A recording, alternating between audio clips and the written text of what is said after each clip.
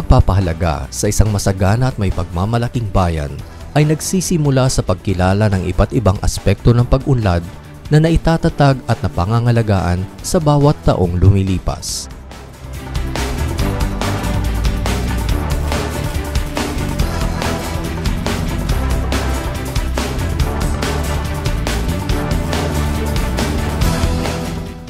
Mga simulain na sa kanilang kaganapan ay ngayoy nagiging pamilyar sa ating pang-araw-araw na pamumuhay.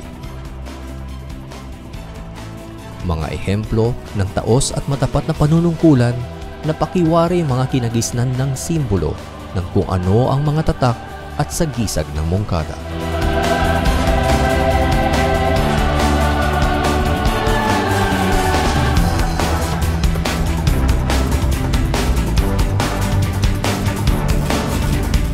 Ang organisadong pangangalaga at paglinang ng mga likas na yaman ng munisipalidad at ng mga lokal na industriya na lumago sa mga nagdaang mga taon.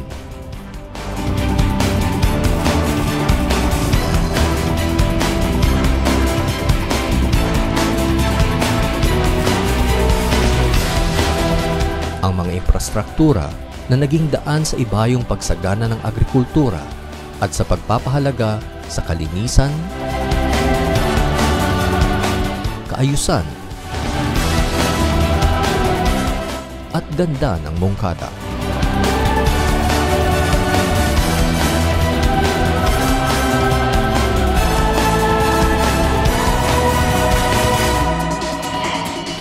Ang modernisasyon ng serbisyo publiko na nagpasinop sa pang-araw-araw na mga proseso.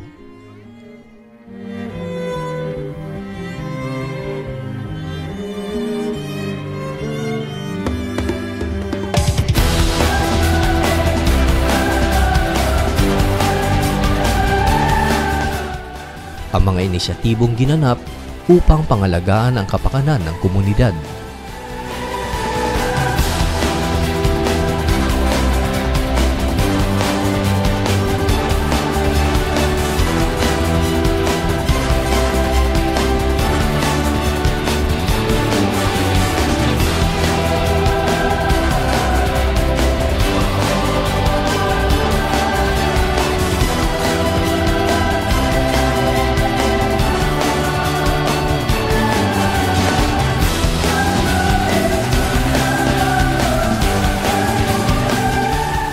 Patuloy na pagpapasaya sa mga organisadong tradisyon, selebrasyon at espesyal na pagkakataon kung saan bilang isang bayan ang lahat ay nagkakaisa sa galak at katuwaan.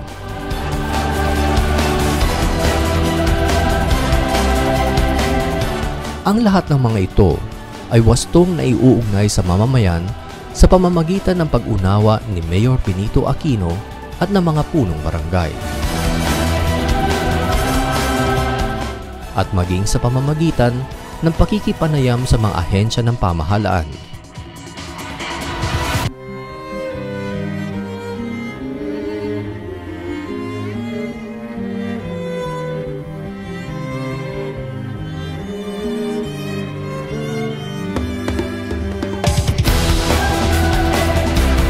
Sa likod ng lahat ng ito ay patuloy ang pagpuhunan ng mongkada sa mga kagamitan makapagsisiguro na handa ang bawat barangay na paglingkuran ng mga mamamayan, lalo na sa panahon ng biglaang pangangailangan.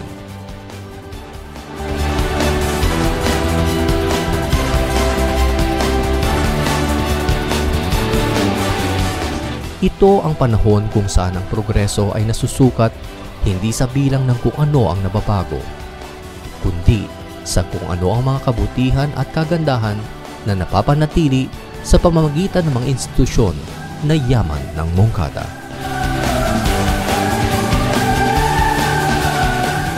Sana po bigyan natin halaga ang institusyon ng ating bayang mongkada na itinatag upang pagibayuhin ang mga pangangailangan serbisyo publiko, kalinisan, disiplina at kaayusan para sa lalong mabilis na pag-unlad ng ating bayang mongkada.